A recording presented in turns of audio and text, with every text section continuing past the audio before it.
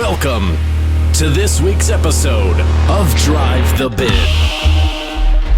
the automotive podcast brought to you by AutoHunter.com, your destination for online collector car auctions. Hosted by Diego Rosenberg and Derek Shaky. Drive the Bid starts now.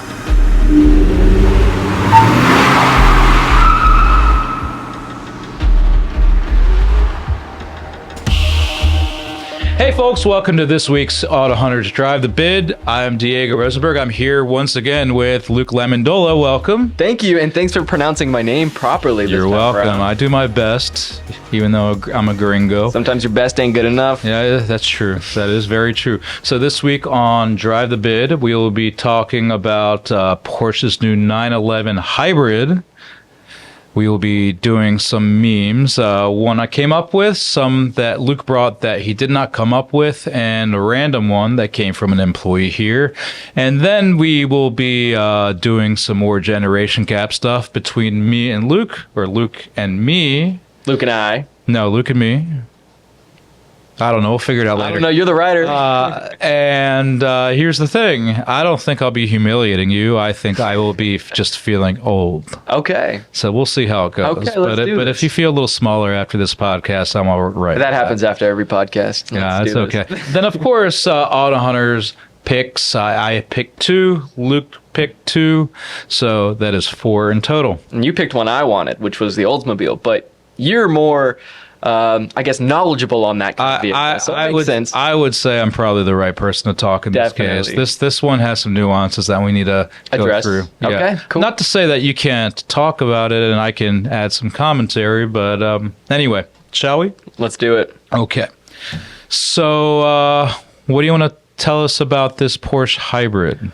Well, when you think of performance vehicles and you think about, making them hybrids, I feel like, a lot of people would assume that they're kind of bending to maybe EPA regulations, or they're trying to save on gas mileage. Who knows? They're trying to take the heart away from the vehicle.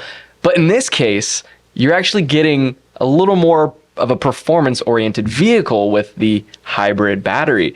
So Porsche has decided to, I guess, roll out their midlife of this version of the Porsche to include a hybrid battery, giving you just a little bit more horsepower, a little bit more of that performance feel that Porsche brings to the table. Instead of a 3-liter engine, it's now a 3.6-liter flat 6 turbo, of course, with a hybrid system in it. Yes, that's correct. That is correct. And instead of a 7-speed, you're getting an 8-speed PDK dual clutch transmission. And that 8-speed transmission also has a generator. Correct. For even more power. That's right. So, yeah, this is kind of interesting. We picked this car because we just thought it's interesting to see how automakers are bringing hybrids into high performance. Yeah. And this is what I wanted from Dodge. I never wanted a discontinuation of the V8s. What if they made a hybrid V8? I don't think that would have come from Dodge, though. No, but I just don't think they have their stuff together. Absolutely do not. In that world, in that type of world. Yes, but we're seeing it here with Porsche, and I feel like they're definitely going in the right direction. Yeah, I mean, sure. I mean, look, we have some exotics that have had hybridization, but in the end, we have a 3,500-pound Porsche 911. Not only that, but the base Porsche Carrera now costs $122,000. Sheesh. Now, the hybrid, which is the GTS, that is $166,000. So it's like, I don't know.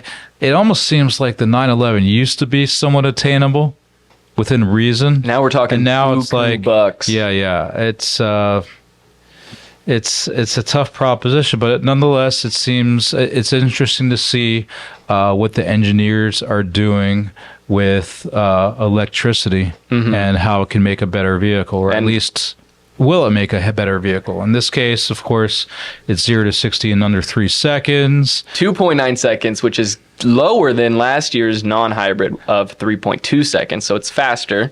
Yeah. I think they also said something like the first 70 feet was like way quicker.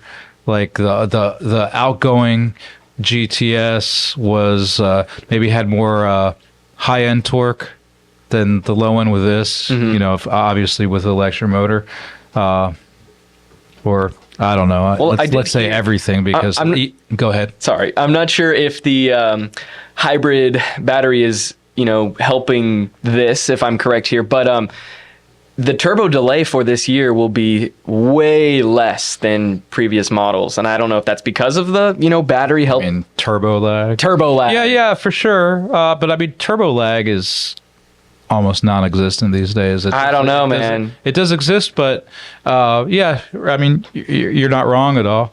I'll tell you what.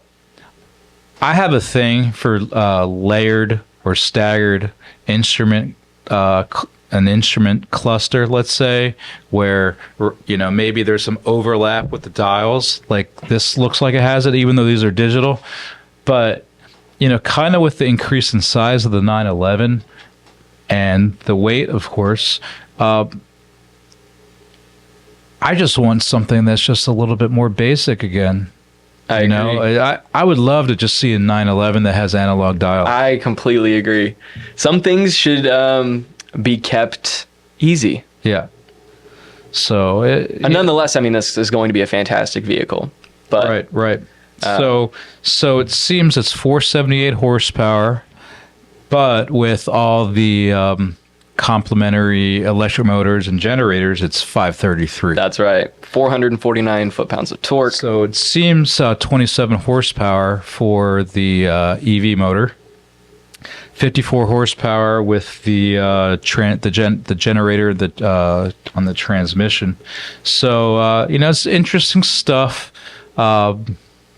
We got all this stuff from Car and Driver, so folks, you can go on Car Driver's website or check out the magazine, of course, for more information on this 911. So up next, I missed this one. I like the center brake light, nicely integrated. Yeah, that thing is sweet. Yeah, I didn't even notice that. So, okay, it's meme time. What do we got? So we got one that you found online. So he did not make any up this week, which is fine. Time was lacking this week. Of the essence, yes. No, lacking is a better word. So the veggie burger of muscle cars. This is mine. So here we have the Charger that's coming out, the EV Charger. The Daytona. The Daytona, because it could be EV or twin turbo 6. And this one says the veggie burger of muscle cars. And Luke and I were talking about this. I think rather than veggie burger, it should be Impossible Burger. Agreed, that's yeah. really what they should have. That's probably what they were thinking, but it just didn't come out right. In any case, I think this one's a little bit weak. What? I was going to say it's a solid meme. This is great. I don't think it's solid. We don't know what this Charger's like. I don't think that. Well, let's just think of it as we don't have to try it. We just know it's an EV muscle car. Right. So there already it's lacking compared to the V8s of the past. Lacking in what? Amazing, awesome, roar, grumble, power, but, the life, the heart. But it's not lacking in speed, presumably. Well, that's the only thing it's got going for it. Well, I mean, sure, but aerodynamics. the veggie burger or Impossible Burger is not. I mean, the idea is this is faking the real thing. Yes, and exactly. To me, it's not faking the real thing. It's just a different version of the real thing. Fair point. Next meme. So this one I thought was a little bit better. We have a cat smoking a cigar with a wrench, and it says, "Me, I don't need a mechanic. I'll fix it in like an hour. Me, 2 days later." So it's basically saying, I have this intention of working on my car, and guess what? I haven't done anything yet. Well, or you go to do the 5-minute install, and then the nut breaks or it gets stripped, and you're left with a 2-hour install. That happened to me last week. You go inside to get a beer, and then you I'm going to check my email, and then that too. One thing after another. Okay, I came up with a meme, and that's next. I will preface it by saying it involves global warming, and I'm not making any political statement here. All right, good preface. So I I'm not. It has nothing to do with my opinion on global warming. It's just an observation. That's Got to make sure you don't get canceled. That's my disclaimer. Exactly. Oh, I'll get canceled by somebody eventually. So we have lots of traffic, and it says global warming is a hoax. And then we have these wind farms, these windmills, especially like, let's say, near Palm Desert, somewhere around there. Okay. So global warming is a hoax, and then wind farms are bad for the environment. So it's just playing around with the irony that I see, where you see there's a lot of people who talk about global warming being a hoax, but the same people kind of feign concern for the environment by saying that wind farms are bad for the environment. And it's just like, you can't have it both ways. Yeah. In the end, with like everything in life, there are positives and negatives to certain things, and it seems wind farms may have a low energy density. Maybe you could say the pros, do they outweigh? Well, I mean, it's clean energy. It's just that maybe for the investment made and the detriments to certain things, it's just not as good, but it's still good. I mean, it's like it's not contributing to holes in the ozone layer and all that. Sometimes I see people complain about wind farms and killing animals, but animals still get killed by skyscrapers. Also, this is just something that happens with tall structures. But I just kind of see a little bit of hypocrisy online. It's just, this is a valid meme, accurate with the times, well executed. Just I just don't know if I articulated it properly. But it's just an observation I just see of people who like to share memes who aren't really thinking about anything. Good meme.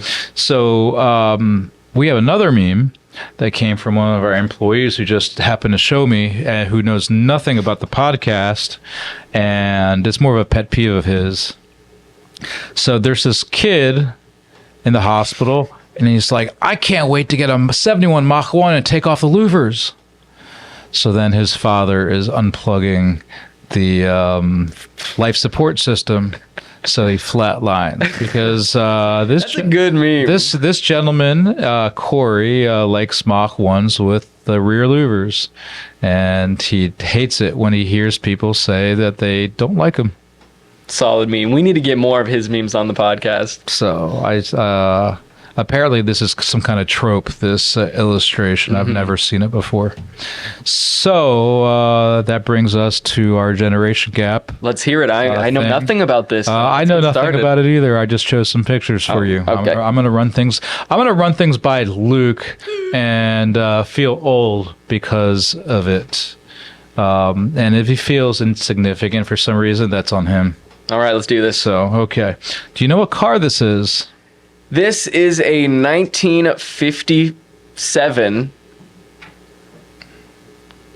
Cadillac. That's short. No idea. What is it? Why do you say short? Well, it looks like a Cadillac. I don't know. I've never seen that emblem coming off the hood like an airplane like that. Okay. So I was assuming maybe it's something funky. And then the little emblem right there almost resembles like the newer Cadillac badge. What do you think the emblem says? Maybe. It's a ritzy LA neighborhood. No idea. Bel Air. Oh, excuse my profanity. No, that's not profanity. Where I'm from, not in Jersey. I was gonna say Bel Air, but yeah, that's Bel Air. So here's a good rule of thumb: the fancier the car, it'll have a longer wheelbase. So because it's hard to see whether something may have a short wheelbase or not without comparing it to another car, but you thought this was short. It does look short. So maybe it's based off the size of the tires. So maybe it's not a Cadillac in this regard. But I thought you were trying to throw me off, so I was like, no, maybe it's a short no, Cadillac I've never seen before. I mean, this is leading up to another picture. Okay. But this is a Chevy 55, and also the 55 Chevy is kind of famous because it, I mean, if you squint, not that it looks like a Cadillac, but it definitely has style that can be seen as trickling down from Cadillac. That wasn't to a too certain far point. off. So, which Chevrolet never really had that before. So, I mean, 55 Chevy is historic and on many levels. We're just talking about one of them. Got it. So, however, this is also the year that the Chevrolet small block V8 was introduced. Previous to that, Chevrolets were only available with 6s. But it's not the first Chevy V8. The first Chevy V8 came out in 1917. That was available for 2 or 3 years. And that's what this is. It also was not a cheap car. Chevrolet, I forgot the evolution of Chevrolet, but it's not something that was always a cheap brand. So this car is kind of fancy, 1917. Now here's a very classic 55 Chevy. This is a gasser. You know what a gasser is? Yes, I do. Okay. Do you want to tell us what a gasser is? Well, it's one of those cars you put really big wheels on the back and you get it out on the drag strip and you race them. Yeah, but you could do that with any car. And then they go like you this. Could do that. They go like this. I mean, some do, but they added straight axle to this, so it's. Oh, that's what it is? Yeah. Okay. So it's like driving around town. It doesn't handle. I'm sure. But let's say for drag racing, weight distribution, things like that.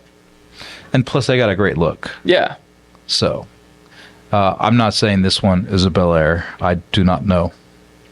This could be actually It without looks very similar. without the trim in the front fender. This is probably a 210. I don't think it's a 150. I could be wrong. I'll get the hate mail, right? So let's move on.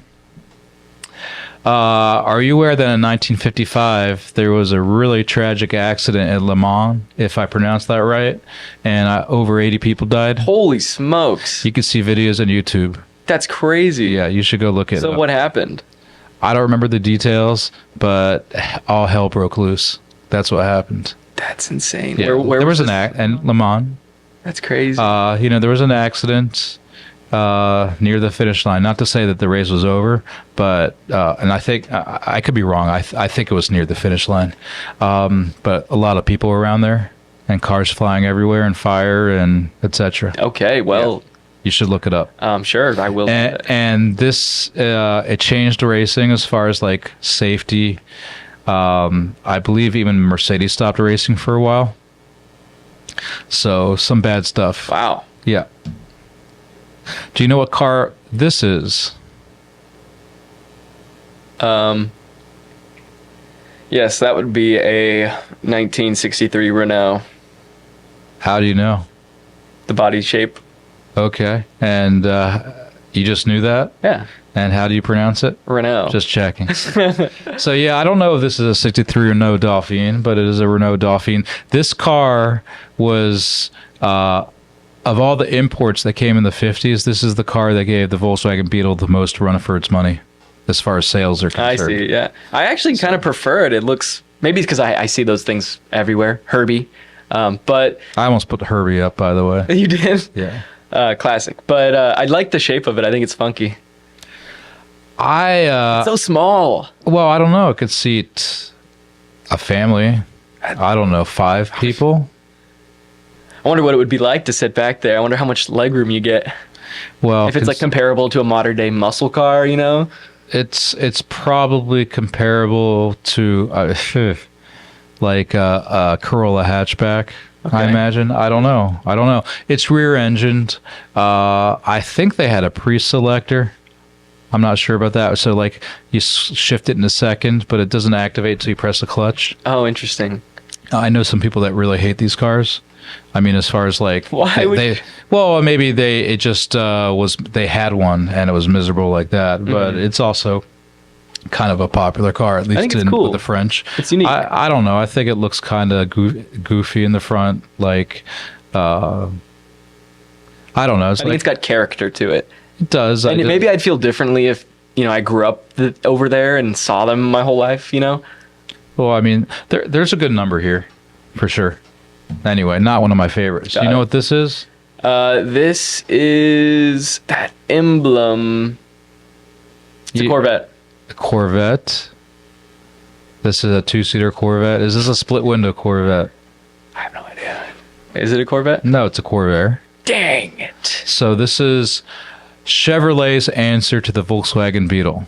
So they decided it's chock full of engineering that was unusual. I meant to say For America. Chevy, and I said Corvette because I'm a dumbass. Okay, that's fine. That's fine. So maybe what you're suggesting is in your head you had something that was correct, but it came out incorrect. A 61 or a 59, whichever Corvette had the headlights like that, was in my mind. Well, and so I said Corvette. The Corvette never had headlights like that. No, similar, the two stacked you have two or four. No, the Corvettes didn't have that. Now, What? no, What are you talking about? Corvettes never had like headlights framed like that. Corvette. What year did they have the quad headlights? The first year was 58. Google. Show me this Corvette, please. You don't need to show me. I know that's not the same. Look, are there parking lights underneath the headlights? Are the headlights spaced? Fair the way- point. Fair Okay, point. okay. Fair point. So this is kind of a cool car in many ways, and it could be said that if it wasn't for this, there wouldn't have been a Mustang. Really? Yeah, just because when sporty cars started to become more popular, let's say buckets and consoles, the Corvair was one of the first cars to offer that. So was this ever compared to the Thunderbird? No, the Thunderbird's a personal luxury car. But, at some point after 1960, let's say in 62, you could get a Turbo 6. The second production turbo after the Oldsmobile Jetfire. So, I love the Aqua. It's cool. yeah, so this is 1960, the first year. And however, it didn't sell as well as Ford's version of their Volkswagen fighter called the Falcon. And this too also adopted a sporty persona for those who wanted it, but it wasn't as exciting to drive as the Corvair. But I will tell you that if you remove that body and put a Mustang body on top of it, it's pretty much the same car. The Mustang is a Falcon. It's a Mustang and like this compact. And this dowdy looking thing. Yeah. But, in the end, it's just like a very practical looking car. That's Totally. what they wanted. So you know what this That is? guy. This is an NSU Spider. Do you know what kind of engine this had? 1.8 liter 4-cylinder. This is the no cylinders. This is the first car with a rotary engine. Really? Yes, NSU is the company that had it. Mazda, so it was the Wankel rotary engine. Mazda in the mid to late 60s started building cars with rotaries. So NSU was the first. Cool. So do you know what this ugly looking car is? It's a Volkswagen wannabe Beetle. It's a Beetle that wants to be a Beetle. Well, you can read the license plate. It's a Subi. That is the first Subaru that came to America. It was imported by an entrepreneur named Malcolm Brooklyn. Malcolm Brooklyn later came up with his own car called the Brooklyn. It's a gull-wing sports car. This is the 70s. Looks like a Mach 1 and a Stingray. I don't know how it looks like a Mach 1. The black and the Yeah, but that's like saying it looks like a Volkswagen because it's got four wheels. Sure. So, Malcolm Brooklyn also brought the Yugo to America. Are you familiar with the Yugo? Yugo. Very familiar. Kind of notorious for being a very bad car. At least, let's say, Consumer Reports hated it. But it's kind of the butt of jokes. I would say it's probably the biggest butt of jokes until the Aztec. The Aztec. But you know how much this cost new? From back in the day, $3,990. Yes, you're pretty good at reading cop. Which was quite low. I would say $5,000 was the next cheapest car, which was Hyundai's first car in the U.S. I think it was $49.95. Wouldn't that be kind of expensive back then? No, it was cheap. It's cheap. I would say probably your basic economy car would have been $7,000, but I could be totally wrong. So it's a two-door. It's a two-door. They actually eventually introduced a convertible. Whoa. Yeah. Fancy. Yeah. How much horsepower this thing made? Not much. 75. But, I mean, that being said, I think for like an old Fiat, it looks pretty good. you It know, does look brought cool. into the 80s and all that, but it was just kind of a piece. Mm-hmm. So anyway, Malcolm Brooklyn. I see potential with this thing. Yep. So do you know what this car is? This is a 4-door hatchback sedan, custom Yes. two-tone beige. Yeah, your eyesight is very good. It's a Chevy Citation. This was introduced, I think, in 1980. This was GM's, let's say, wave of front-wheel drive cars. Okay. The compacts. They had this, the Pontiac Phoenix, the Oldsmobile Omega, and the Buick Skylark, I think. I think these first tested well, like dynamically, but they had a horrendous reliability record, and this kind of Killed it. let's say the Vega started some reliability issues with GM, and this was just like the feather in GM's hat. This kind of ruined. This kind of became the king of unreliable cars. Dang. This and all the other X cars, as they called it. You know, the X platform is where they got. I love it from. seeing all these old cars with just so much character. These used to be all over the place. It's crazy to think about. In my head, it's like black and white. I'm like, how can I can't imagine this driving down the highway. Also, the front end kind of reminds me of some of the Australian Holdens. I can't tell you what model it is, but like a big 4-door sedan, like a Statesman, I think it's called. I don't know. It seems like there's a lot of cross-pollination just because it's GM, you know? Yeah. Just, you know, you look at Fords in Australia, too. They kind of have a Ford look, but Australia kind of has some ugly cars. They do, but they've also got some cool stuff. Yeah, and, you know, it's a different part of the world, so it's different. Yeah. You know, so ugly is not the eye of the beholder, but anyway. Do you know about this car? Yes, this is some type of Cadillac. I've seen it before. Cadillac Seville, and you can see what they were doing. They kind of gave it this bustle back like cars of the 30s may have had with their attached A very elegant. trunks. Yeah, it's very elegant, but kind of like ended up being the butt of jokes like later in life. No way. Why did people hate it?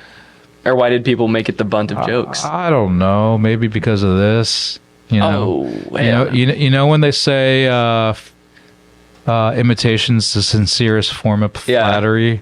Here we go with the Lincoln Continental. I remember test driving with my dad one of these. Is the spare tire actually in there? No, you see, here's the deal. When they had the first Lincoln Continental in 1940, it's called a Continental kit. You know they got that from the Continental. So. And you know, other cars back then had side mounts instead. So the Continental had a rear-mounted spare tire, but it was nice and elegant. Yeah.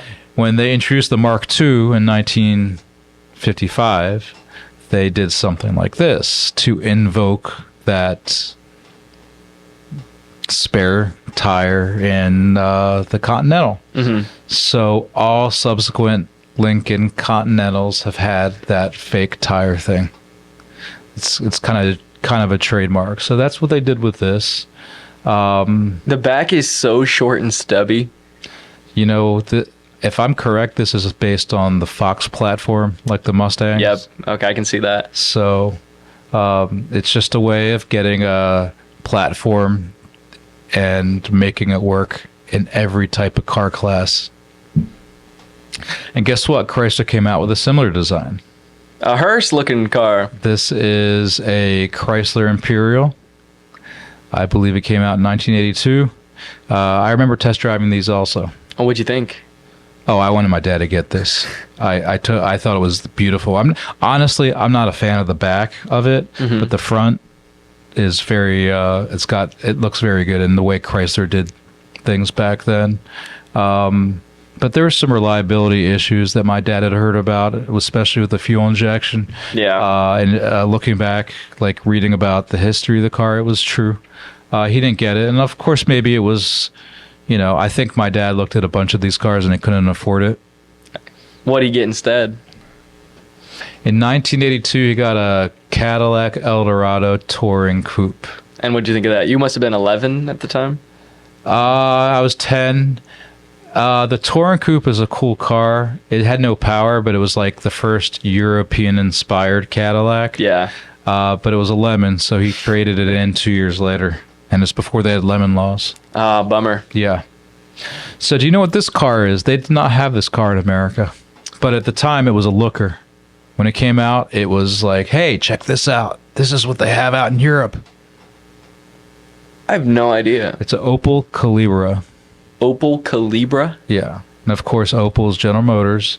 I believe this is kind of similar to the Opel, the sedan they had. Maybe it was the Senator. I'm not sure. But it's the car that ended up being the Cadillac Catera. Do you know the Catera at all? I think so. I can Google that.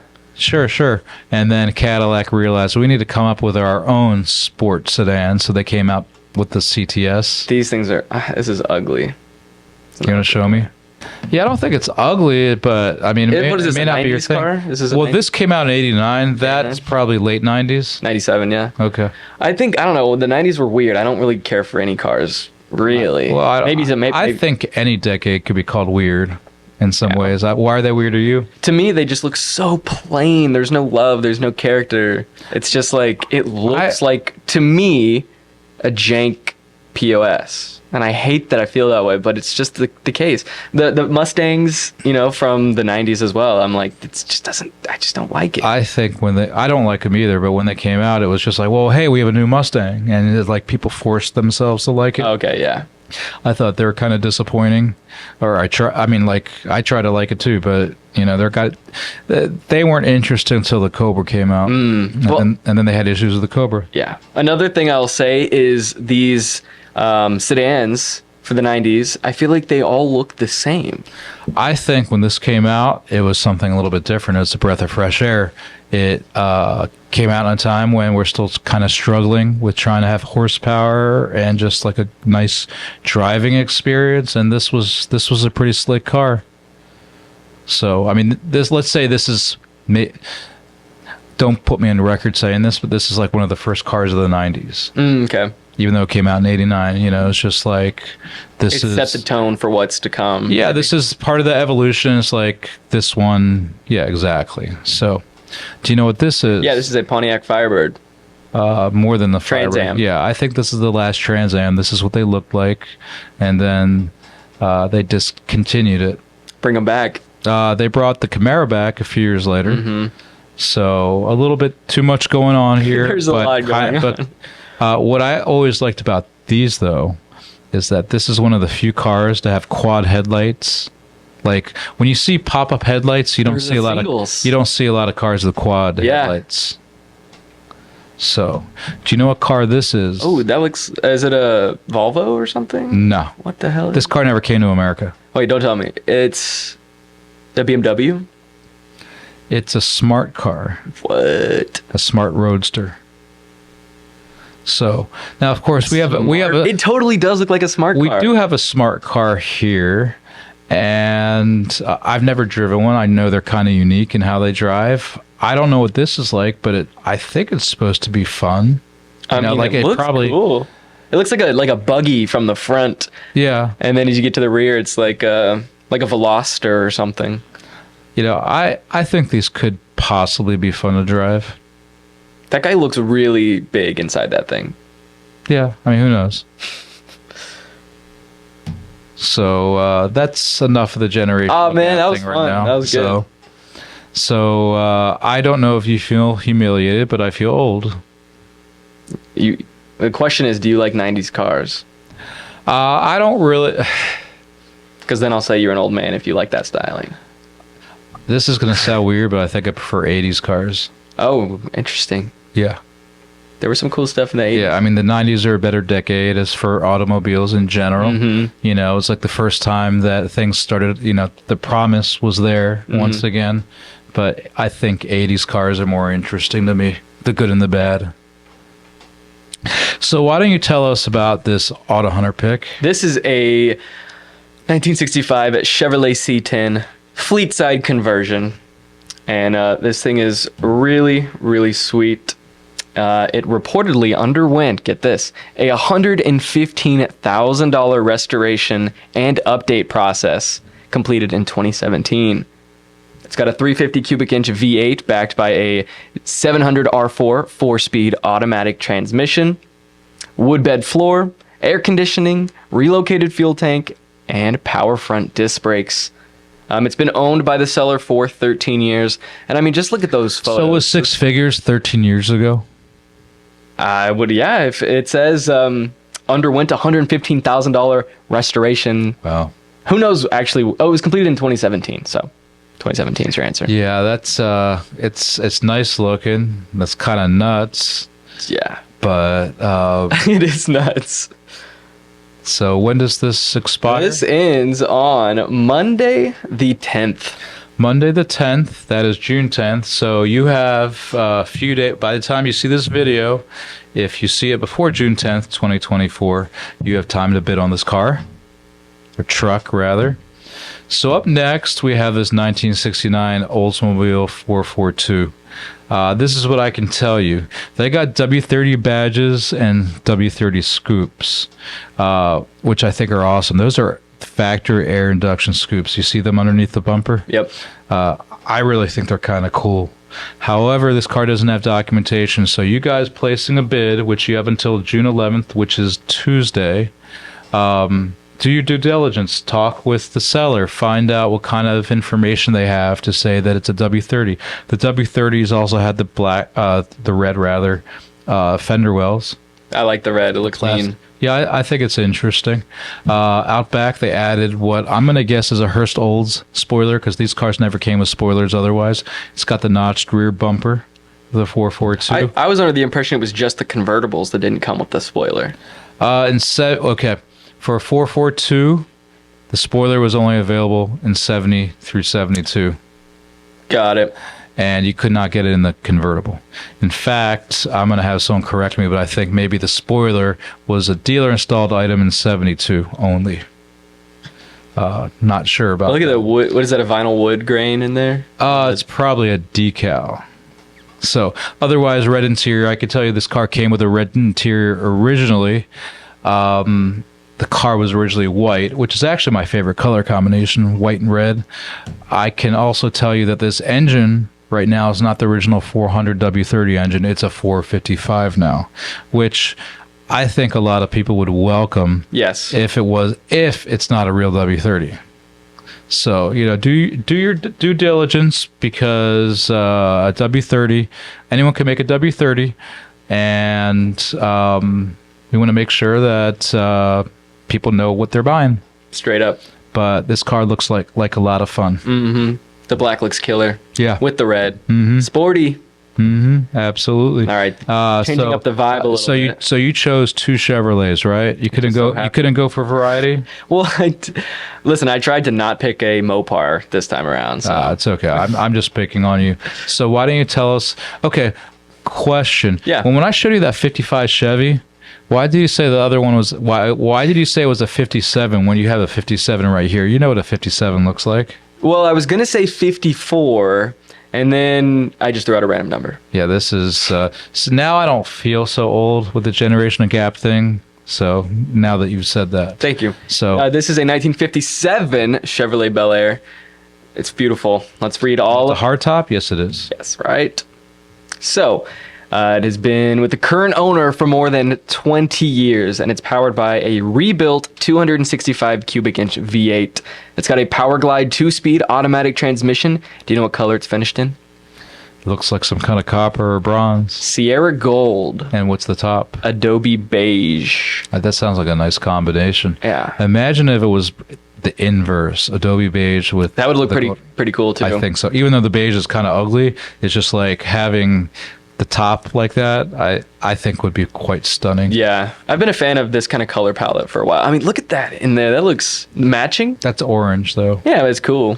What engine is this? This is the 265 cubic inch V8 that has been rebuilt. Okay, so it's the small block that was introduced in 55 and carried over into 57, but not the 283.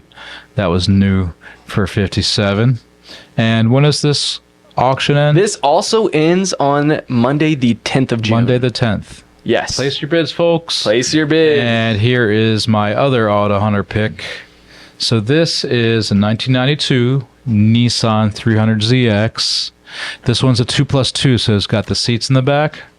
It also is a 5-speed. Can you educate me on the 2+2? So that just means it's not a 5-seater; it's a 4-seater. So there's no middle seat in the rear. Correct. So it's kind of like an old-fashioned designation. Mm-hmm. These cars were hot when I was a kid. These you used to see these everywhere. I'm kind of surprised they're not embraced more by the collector establishment. That's because what year is this car from? This is 92. It's because it's a 90s car in there. Okay. Right, but what about the Supras? You got me there. Okay. That's an exception. There's more than one exception from the 90s. Yeah, maybe a couple. So this one's a 5-speed. It's got a tan leather interior. This car has 121,000 miles, but so it's been enjoyed. It's been loved. More recently, it has a new drive shaft, carrier bearing, and starter. So it's like it still has life left. Believe it or not, the 3-liter V6 had only 222 horsepower. It sounds like nothing today, but back then it was pretty good. Back then, everything was pushing 100 with their V8s. And this car is probably 0 to 60 in a 6-second range. That's pretty impressive. And when I say 6-second range, it could be 6.9. Okay, but it's probably more like mid-6s. So I mean, this is a very nice V6 sports car. Speedy. That has a little bit more room in the back. It's cool. Like, I won't find it comfortable, but maybe my kid will. And when does this end? This ends on Tuesday, June 11th. So, here's the engine, the V6, and that brings this week's AutoHunter episode. Actually, it's the episode. No, you spoke too soon. It's AutoHunter's Drive the Bid episode. Yes, thank you. Once again, thank you for joining me. Thanks for having me. I hope you were not humiliated by all the old people talk. No, it's okay. I'm here to learn. I'm here to learn. I'm an aspiring automotive enthusiast. That's fine. Automotive specialist. I think you are an automotive enthusiast, aspiring or otherwise. We're all aspiring for something. So, folks, thank you very much for watching. Drive the Bid, press subscribe if you're watching this on YouTube. And we'll be back next week. Thank you very much. Thank you, guys.